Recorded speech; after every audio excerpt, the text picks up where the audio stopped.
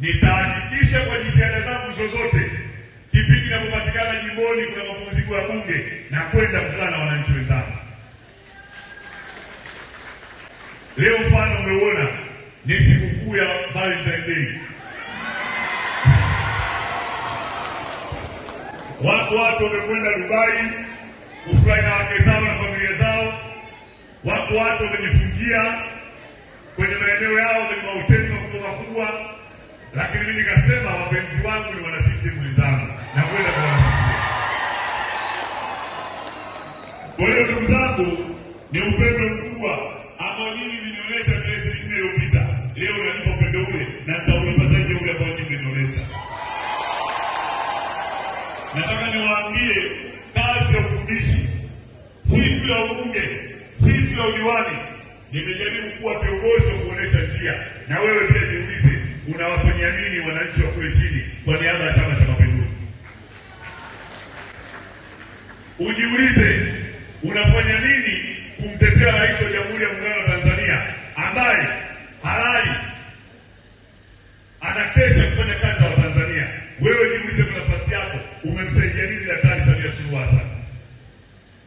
Kila mmoja akifanya hivyo, kwa hakika jimbo letu, wilaya yetu, mkoa wetu na taifa letu utapiga hatua.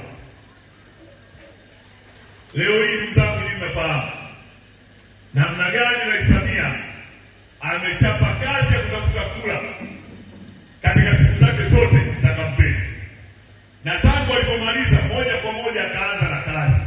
Tumeona ziara alizozifanya ndani ya nchi na nje ya nchi. Hakuwahi kupata siku ya kupumzika. Lakini pamoja na kazi kubwa nzuri anayoifanya, bado wasiotakia mema taifa letu wameendelea kutumbukana na kutuchokonoa kwenye mitandao ya kijamii. Swali langu moja kwenye hili, wewe kama mwananchi, wewe kama mwana CCM, wewe umefanya nini kumtetea rais wetu wa Jamhuri ya Muungano wa Tanzania? CCM oye! Msongola oye! Na wapendeni sana wazee wangu. Happy Valentine Day. Tukwambie Mama Samia happy Valentine. Mama Samia happy Valentine Day kutoka Kivule. Mama Samia oye! Happy Valentine Day oye! Tukimaliza mkutano huu, nitakuja kwa wananchi kuwashukuru. Kule kote tulipoenda kuomba kura, tutakwenda kote kuwashukuru.